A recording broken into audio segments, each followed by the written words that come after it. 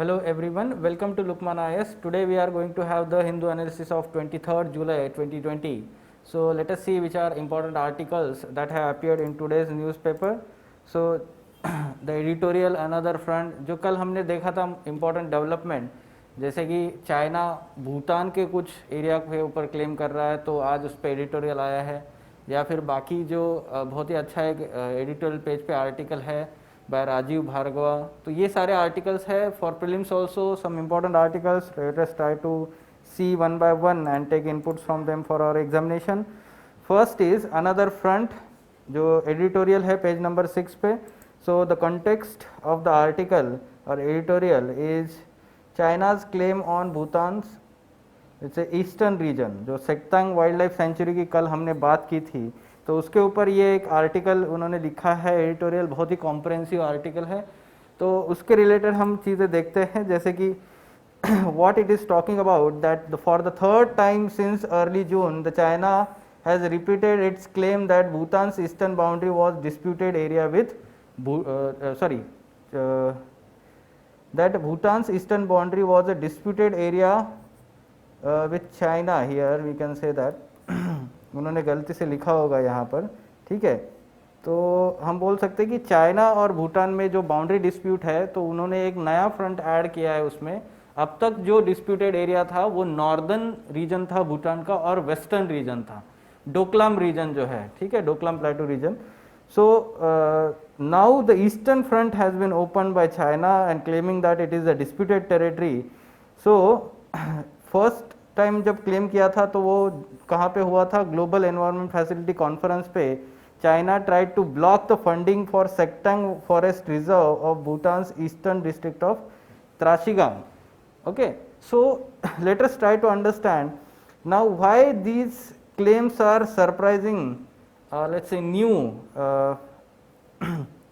with respect to boundary dispute, because the first reason is that China has not objected earlier to the funding to the sanctuary at GEF, Global Environment Facility, जिसके बारे में हमने पहले पढ़ चुके हैं, ठीक है. जब ये न्यूज़ आई थी तब हमने इसके बारे में प्रीलिम्स रिलेटेड देखा था. Then second reason is that Trashigang area does not share the boundary with China. Okay, rather it shares boundary with India, Arunachal Pradesh state. Okay, Chinese officials have not raised the eastern boundary in 24 rounds of talks with Bhutan that began in 1984. ठीक है, तो वहाँ पे boundary talks होते हैं तो भूटान और China में, तो उनमें अब तक वो ईस्टर्न रीजन के बारे में उन्होंने कुछ नहीं बोला था. So the talks have been, let's say, only limited to northern region and western region. ये डोकलाम region है, ठीक है, which have been, let's say, problem between India and China also, जहाँ पे स्टैंड ऑफ हुआ था 2017 में ट्राई जंक्शन जो है डोकलाम का. Also, China recently referred a package solution for the dispute that has been delayed to refer an offer made in 1990s to swap the northern territories with western areas. ठीक है, तो यहाँ पे हमें कहीं ना कहीं ध्यान रखना है. Why western region of Bhutan is significant? Because it lets, let's say, China enter into or let's say have control into chicken necks, या फिर जो सिलीगुड़ी कॉरिडोर कल हमने बात की थी, ठीक है. तो सिलीगुड़ी कॉरिडोर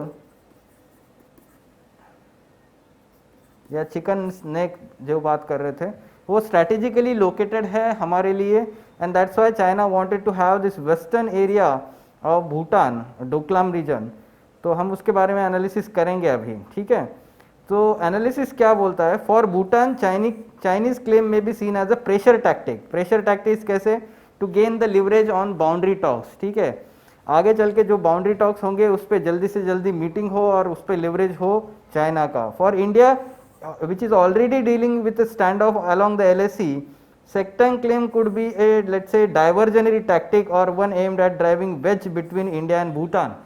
तो होता है ना कि दो कंट्रीज में झगड़े लगा दो और कहीं ना कहीं तीसरे का फायदा होगा, तो कहीं ना कहीं ये एक डाइवर्जनरी टैक्टिक है. तो जो लद्दाख में जो हुआ था उसको उससे नज़र हटाने की, राइट.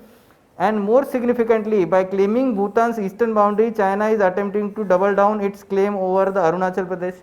जैसे कि अरुणाचल प्रदेश के ऊपर उनका क्लेम कंप्लीट क्लेम होता है चाइना का, और इसलिए तो वो बोल रहे हैं कि वो ईस्टर्न बाउंड्री जो है या ईस्टर्न रीजन है Sakteng wild life sanctuary, it has border with China, rather it has border with Arunachal Pradesh which is part of India.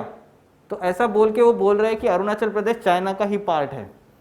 So double down the claim on और ओवर अरुणाचल प्रदेश, ये एक इनडायरेक्टली हम बोल सकते हैं। The repetition of its package offer is worrying as it implies that Beijing is not giving up its push for Doklam plateau where it consolidated its military infrastructure. ठीक है, वो एक बहुत ही स्ट्रेटेजिकली लोकेटेड रीजन है डोकलाम प्लेटू। तो ये एनालिसिस हमें ध्यान रखना है, ये 4 पॉइंट बहुत ही इंपॉर्टेंट है इस टॉपिक के लिए। Okay, so conclusion, we need to understand that New Delhi and Thimphu यानी कि इंडिया एंड हम बोलते हैं कि Bhutan must stay the course with the close cooperation and complete understanding they have shared for decades in order to respond to them purposively। ठीक है, तो हमें पता है कि हमारी फ्रेंडशिप ट्रीटी है और कहीं ना कहीं बहुत ही अच्छे रिलेशंस है, बायलैटरल रिलेशंस भूटान के साथ में, and we India needs to convey its intentions to Bhutan very clearly. We need to have very clear communication, transparent communication with Bhutan। Okay, so this is what the article is talking। What kind of question we can expect? Analyze the recent emergence of China-Bhutan border dispute and discuss its impact on India's interest। ठीक है, तो इसका answer completely यहाँ पे मिल जाता है। तो try to answer this question from this article, take inputs from this article। Okay, moving on to next article, very good article by Rajiv Bhargava. जैसे हमने कहा था कि कुछ राइटर होते हैं उनके आर्टिकल्स बहुत ही इंपॉर्टेंट होते हैं, जैसे कि राजीव भार्गवा जो है वो पॉलिटी है, गवर्नेंस है, या फिर ज़्यादातर एथिकल पर्सपेक्टिव से आर्टिकल आपको मिलेंगे। ठीक है, तो वीक में एक बार ज़रूर उनका आर्टिकल आता है, या फिर हम बोल सकते हैं 10 दिन में द हिंदू में एडिटोरियल पेज पे ज़रूर। ठीक है, so what the article is talking about, the article is talking about the recent let's say trend of demolishing or vandalizing statues of let's say historical personalities all over the world including India। ठीक है, हमें पता है कि US में अभी recently बहुत सारे स्टैच्यूज जो है because of let's say death of George Floyd and then the let's say civil war era some let's say racial discrimination is the wounds of that civil war has been let's say again opened up, and because of that there is some kind of protest going on and then vandalizing or demolishing of statues of some personalities which are let's say related to promoting this racial discrimination or let's say slavery। So we can say that the statues are part of heritage and the article is talking about significance of heritage। ठीक है, बहुत ही अच्छी तरीके से लिखा हुआ article है, तो उसमें देखते हैं कि क्या सिग्निफिकेंस है हेरिटेज का, क्या नहीं है। Context is toppling of statues and significance of heritage. Okay, so once considered heritage the symbols of past to be celebrated, statues are now viewed as best erased from public memory. तो एक नया trend आया हुआ है, हम बोल सकते हैं। Heritage is not naturally given but what humans imagine and construct। What we call heritage is not everything we happen to inherit from our ancestors। It is necessarily involve the selection of what we presently consider significant in this inheritance। तो कहीं ना कहीं एक political aspect है, उस generation के लोग क्या सोचते हैं कि कौन सा इनहेरिटेंस यानी कि हेरिटेज जो है वो आगे जाना चाहिए और कौन सा नहीं जाना चाहिए। ठीक है, तो कम्प्लीटली जैसे का वैसा जो है हेरिटेज आगे नहीं गया है, सालों से सेंचुरीज से ये इस तरीके से हम बोल सकते हैं कि हेरिटेज जो है चेंज होता गया है। ठीक है, now significance of heritage for society, we need to understand this aspect. It contributes to and enhances our collective self understanding. It affirms our collective identity and is a source of pride। It is important because it is part of history which is continuously brought to life by artifacts integrated with our lives collective experience। as it is directly touching our identity, it evokes feelings. ठीक है, heritage construction involves ethics too, जो मैंने बात की थी आपको कि कहीं ना कहीं एथिकल एस्पेक्ट, एथिकल एंगल यहाँ पे आता है आर्टिकल में राजीव भार्गवा के. तो heritage construction involves ethics too, it is the valued past of societies, intangible as perceived from the music and let's say performances, and tangible in terms of monuments and statues. ठीक है, तो value neutral term नहीं है, rather heritage is saturated with ethical evaluation. जैसे कि हम बोलते हैं कि जब राजघाट की बात करते हैं तो it is not only the place where we remember Gandhi but also where we mourn his assassination by one of our own countrymen. Heritage is the way of addressing and rectifying past wrongs also. ठीक है, तो कैसे? Example, Holocaust Memorial in Berlin and Washington's Vietnam Memorial are both gestures toward reparation and monuments for public apology. तो कहीं ना कहीं ये एक आपको आपके पास्ट के गलतियों को याद दिलाता है, और वहाँ पे एक पब्लिक अपोलॉजी के लिए हम लोगों को रिपेरेशन के लिए एक कहीं ना कहीं बहुत ही इम्पोर्टेंट होता है हेरिटेज जिसको बोला गया. तो कंसर्न्स और चैलेंजेस क्या है इसमें हेरिटेज के रिलेटेड? ठीक है, तो कंसर्न्स और चैलेंजेस ये है कि heritage is often linked to cultural domination that invites resistance. ठीक है, तो cultural domination by let's say majority in the society. ठीक है, तो इसकी वजह से माइनॉरिटी से रेजिस्टेंस आता है. जैसे कि same thing which provides recognition and pride to some ignites misrecognition and shame in others, be offensive, hurtful and disrespectful.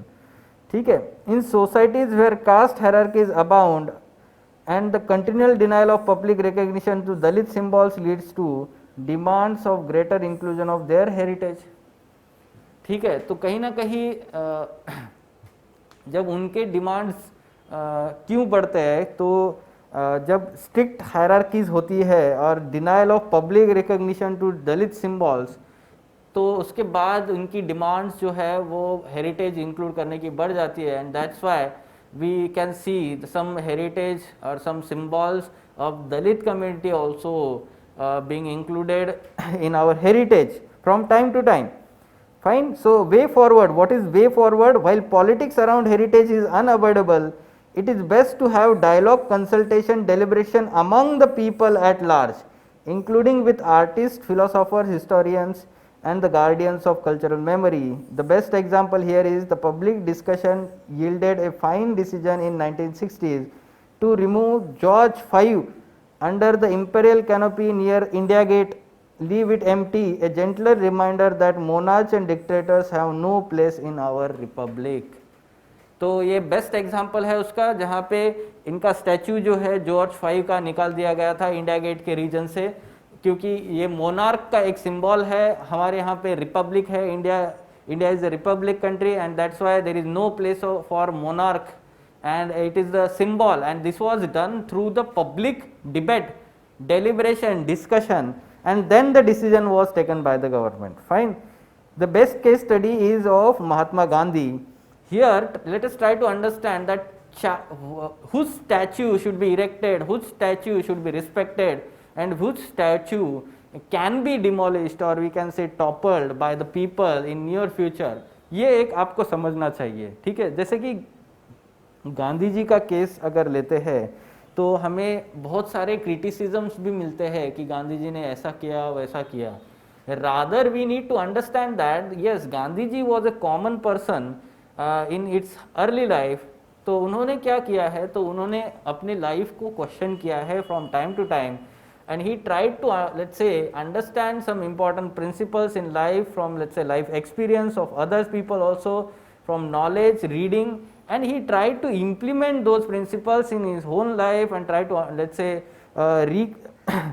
correct whatever the wrongs he may have done or let's say thoughts also, and that's why he became great.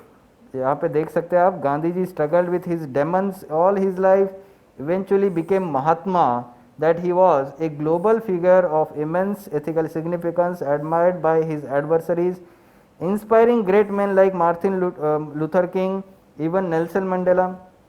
The statute erected globally honor and celebrate the struggle embodied by this self-reflective Mahatma, and not Mohandas Karamchand Gandhi, the parochial upper caste Gujarati, the barrister loyal to British Empire.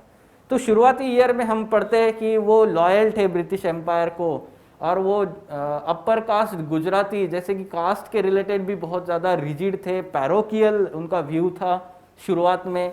तो बाद में उन्होंने अपने life को change किया है और इसलिए वो महात्मा बने हैं। ठीक है, तो इसलिए हम बोल सकते हैं कि उनके स्टैच्यूज जो है हम महात्मा के रूप में उनको रिस्पेक्ट देते हैं, ना कि Mohandas Karamchand Gandhi as a person जो इनिशियल ईयर्स में जो थे उसके लिए। Fine, so that's why again we can say that ये जो टॉपलिंग हो रहा है बहुत सारे लोगों का, बहुत सारे लीडर्स का, तो क्या उनकी लाइफ सच में रिस्पेक्टेबल है? क्या हम उसको रिस्पेक्ट दे सकते हैं? क्या हम उनको हेरिटेज का पार्ट बनाना चाहिए? ये हम क्वेश्चन कर सकते हैं। कैसे क्वेश्चन कर सकते हैं? तो आप कंक्लूजन में लिखिए, द डिसीजन टू प्रिजर्व और remove statute cannot be based on current stereotypes of historical figures or narrow standards of political correctness. Rather, it must be instead rely on complex collective judgment of persons' overall contribution to social, political and intellectual life. तो ये एक उसका conclusion होता है, way forward होता है। तो overall आपको समझ गया होगा कि इस आर्टिकल से we come to understand the significance of heritage in, let's say, society. Then there are some challenges. Let's say what kind of heritage we should, let's say, inherit for the next generation, and then way forward can be, let's say, you can give the case study of Mahatma Gandhi and then give, let's say, small conclusion like we need to understand and evaluate that personality on the basis of let's say overall contribution of that personality towards the social, political and intellectual life. Fine, so moving on to next article, transforming higher education, on page number 7, op-ed page. Again small inputs can be taken. The article is saying that the COVID-19 pandemic throws opportunities open to transform higher education during this pandemic और let's से crisis period. तो आपको कुछ चीज़ें basic inputs लेने हैं इससे। S A में भी यूज़ कर सकते हैं हायर एजुकेशन, GS2 में HRD and governance. There are 3 ideal learning outcomes of higher education. First is to provide the knowledge in relevant discipline, second is to provide let's say skill set, क्योंकि वो immediately अभी workforce में enter करने वाले हैं तो उनको skill set होना चाहिए necessary.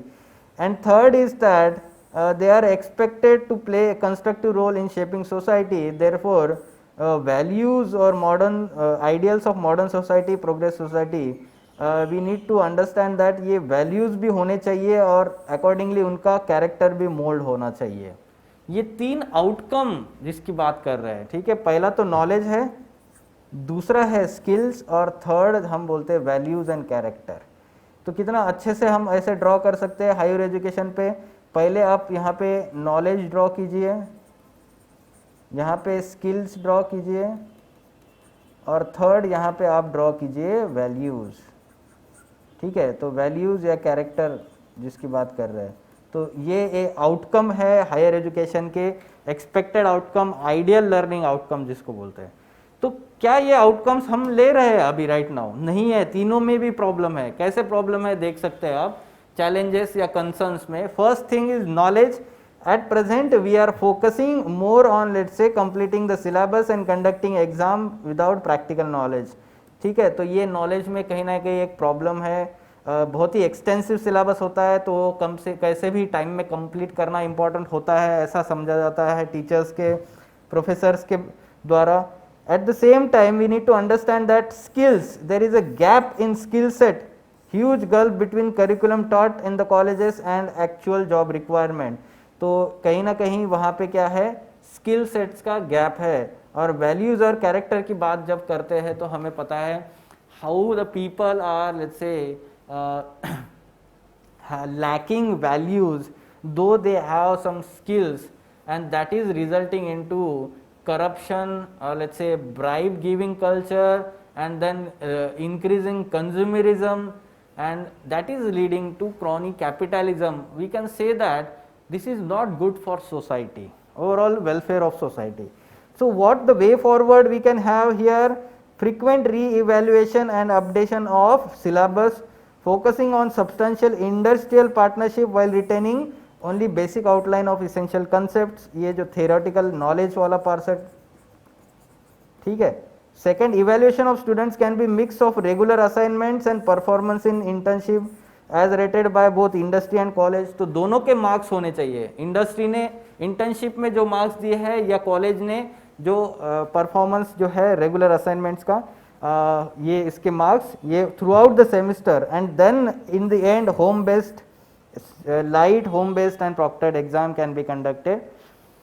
So time saved in attending regular classes in the institution can be compensated by spending time in development of skills and pro social attitudes and values. ठीक है, तो अब ऑनलाइन एजुकेशन चल रहा है, learning जो है अभी घर से ही हो रहा है, तो उसका क्लासेस अटेंड करने का टाइम पीरियड अपने आप कम हो गया है. ठीक है, और वो टाइम पीरियड जो है कहीं ऐसे वीडियोस वहाँ पे दिखाने चाहिए जहाँ पे उनका स्किल सेट बढ़ना चाहिए, ऐसे असाइनमेंट देनी चाहिए जहाँ पे उनका वैल्यूज़ और लेट्स से हम एटीट्यूड चेंज करने का एक कहीं ना कहीं फोकस होना चाहिए, so that the student can lead to an enriching life. ठीक है, कंक्लूजन में आप बोल सकते हैं, ये बहुत ही अच्छा स्टेटमेंट है.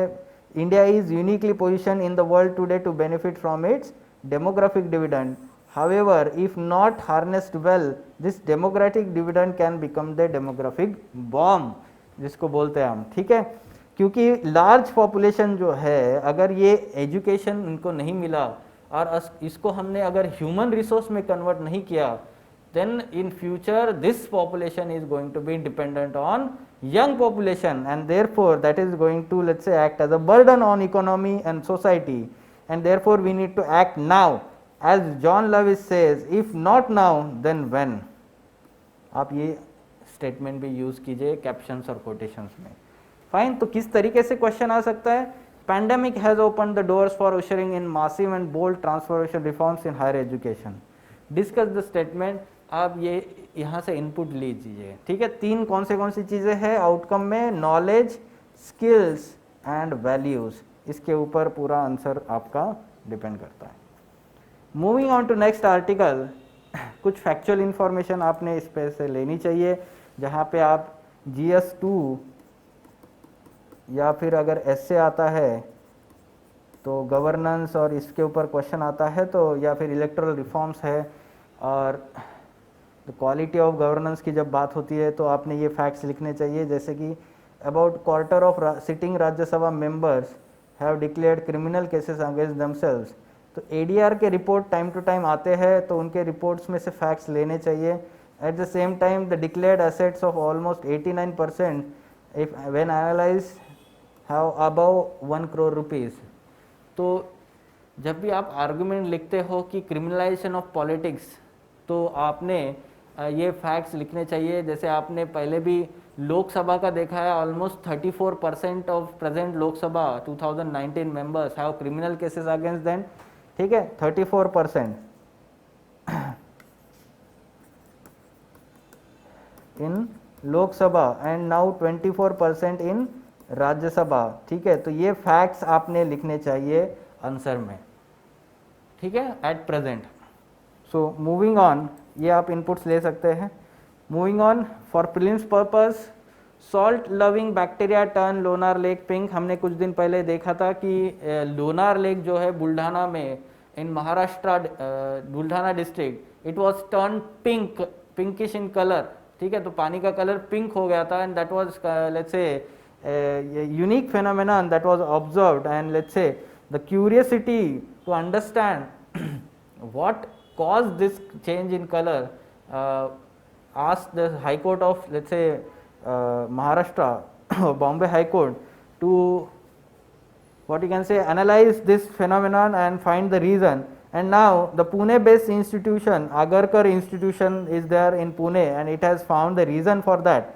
And reason is that salt loving Halarchia microbes, या फिर जो बैक्टीरिया होते हैं Halarchia हेलोफिलिक आर्किया जिसको बोला गया है, and they are found in water in saturated with salt. तो हमें पता है कि ये लोनार लेक जो है it has been formed by meteorite impact, meteor impact, ठीक है। और ये जो है वो सॉल्ट वाटर लेक है, ठीक है, फ्रेश वाटर नहीं है। तो absence of rain and then high temperature, evaporation of water, it has led to increase in salinity। अब ये salinity बढ़ने की वजह से ये माइक्रोब्स का ग्रोथ बढ़ गया और वो पिगमेंट जो है वो रिलीज करते पिंक कलर का, जो बायोमास होता है बैक्टीरिया का, उसकी वजह से वो रेड या पिंक कलर हो जाता है पानी का, ठीक है, बायोमास की वजह से।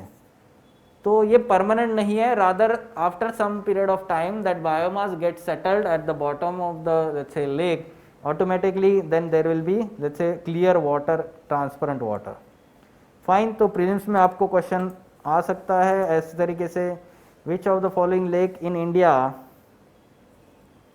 was recently in news due to sudden change in color of the lake water। तो ये है आपका Lonar lake. Fine. Moving on, Madhubani artist turn mask man of Bihar. तो इस पे क्वेश्चन नहीं आएगा, rather question will come on Madhubani art form. आपको कल्चर और हेरिटेज में prelims as well as mains के लिए इंपॉर्टेंट है मधुबनी आर्ट और पेंटिंग, मिथिला पेंटिंग जिसको बोला गया है। It is practised in let's say Bihar, Mithila reason या मधुबनी डिस्ट्रिक्ट जो है बिहार का, as well as in Nepal, ठीक है। सिर्फ यहाँ पे नहीं तो नेपाल में भी ये प्रैक्टिस होता है। Traditionally it is done by women, now we can say that today men are also involve. आप देख सकते हैं ही इज़ रेमंत कुमार मिश्रा, ये मास्क बना रहे हैं, काफ़ी अच्छा इनका अभी प्रोमोट हो चुका है all over India. They are having this spread of mask और let's say supply of mask online also. तो मधुबनी पेंटिंग क्या होता है उसके बारे में बेसिक्स आपको पता होना चाहिए। It is done with variety of tools using natural dyes and pigments, very eye catching geometrical patterns. ये आपको मेंस में भी लिखना चाहिए, ठीक है।